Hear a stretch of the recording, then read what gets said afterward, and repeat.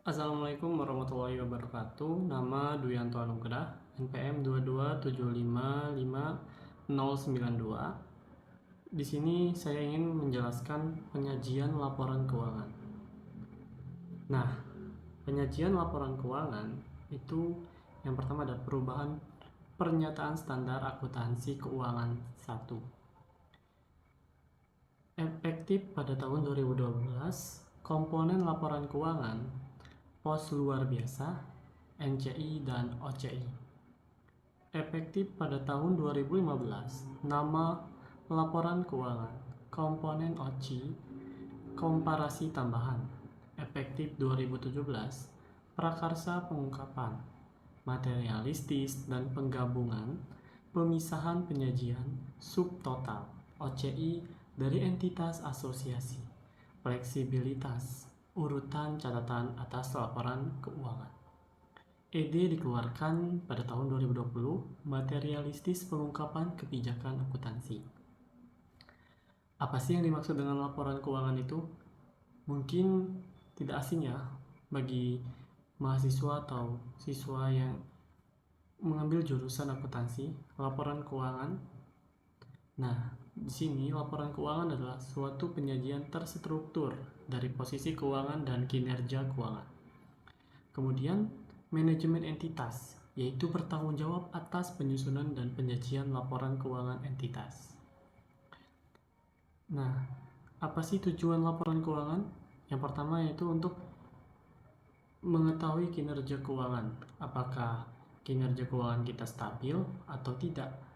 Kemudian untuk mengetahui posisi keuangan. Dan yang ketiga ada untuk mengetahui arus kas entitas. Kemudian laporan keuangan lengkap.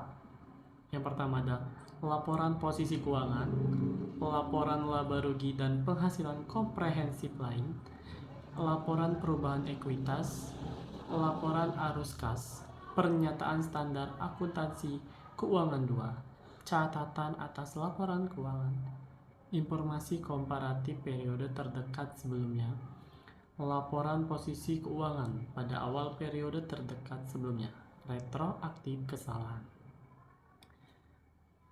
Kemudian ada karakteristik laporan keuangan. Jadi apa aja sih yang ada karakteristik laporan keuangan itu? Yang pertama ada penyajian secara wajar dan kepatuhan terhadap standar akuntansi keuangan. Kemudian dalam menyusun laporan keuangan, manajemen membuat penilaian terhadap kemampuan entitas dalam mempertahankan kelangsungan usaha. Kemudian laporan keuangan dibuat atas dasar akrual kecuali laporan arus kas. Jadi laporan laba rugi, laporan perubahan modal, laporan posisi keuangan, dan catatan atas laporan keuangan dibuat atas dasar akrual. Beda dengan arus kas yang tidak dibuat dengan data atas dasar akrual. Kemudian penyajian dan klasifikasi harus konsisten kecuali terjadi perubahan data, operasi entitas atau perubahan tersebut disyaratkan oleh pernyataan standar akuntansi keuangan. Kemudian ada struktur dan isi laporan keuangan. Yang pertama, pengungkapan arti luas, yaitu di mana penyajian dalam laporan keuangan atau pengungkapan dalam catatan atas laporan keuangan. Kedua, identifikasi laporan keuangan. Jadi laporan keuangan itu harus diidentifikasi terlebih dahulu.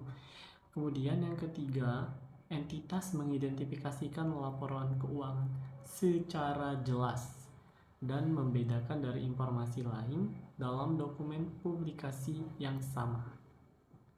Kemudian yang keempat, menyajikan informasi berikut. Yang pertama, menyajikan nama entitas dan periode laporan. Kemudian menyajikan apakah laporan itu satu atau bentuknya kelompok atau badan. Yang kemudian tanggal akhir periode atau periode yang dicakup. Terus mata uang pelaporan, dan yang terakhir ada pembulatan yang digunakan. Nah, di dalam laporan keuangan ini terdapat aset dan liabilitas. Aset dan liabilitas ini mungkin tidak asing dan tidak asing di telinga kita karena sering kali kita temui, kita pelajari, kita tulis. Jadi aset itu dibagi menjadi dua, yaitu aset lancar dan tidak lancar. Kemudian liabilitas juga dibagi menjadi dua, yaitu liabilitas jangka pendek dan jangka panjang. Aset lancar ini itu untuk merealisasikan aset dalam jangka waktu 12 bulan setelah pelaporan. Jika aset tidak lancar, merealisasikan aset dalam jangka waktu lebih 12 bulan setelah pelaporan. Contoh dari aset lancar yaitu kas, piutang, terus ada kas, piutang, dan perlengkapan kantor. Kemudian aset tidak lancar itu merealisasikan aset dalam jangka waktu lebih 12 bulan, sepertinya kendaraan, tanah, bangunan, dan gedung, dan sebagainya. Kemudian liabilitas jangka pendek. Liabilitas jangka pendek itu jatuh tempo untuk diselesaikan dalam jangka waktu 12 bulan setelah periode pelaporan. Dan liabilitas jangka panjang yaitu liabilitas yang jatuh tempo untuk diselesaikannya dalam jangka waktu lebih dari 12 bulan setelah periode pelaporan. Kemudian laporan laba rugi dan penghasilan komprehensif lain. Penghasilan komprehensif lain adalah perubahan aset atau liabilitas ekuitas yang bukan berasal dari transaksi dengan pemilik. Penghasilan komprehensif terdiri dari laba rugi tahun berjalan dan penghasilan komprehensif lain. Laporan laba rugi komprehensif dapat disajikan dengan dua cara. Yang cara pertama yaitu satu laporan, bagian pertama laporan laba rugi, dan dilanjutkan bagian kedua penghasilan komprehensif lain. Dua laporan, laporan laba rugi dan penghasilan komprehensif yang dimulai dari laba rugi tahun berjalan.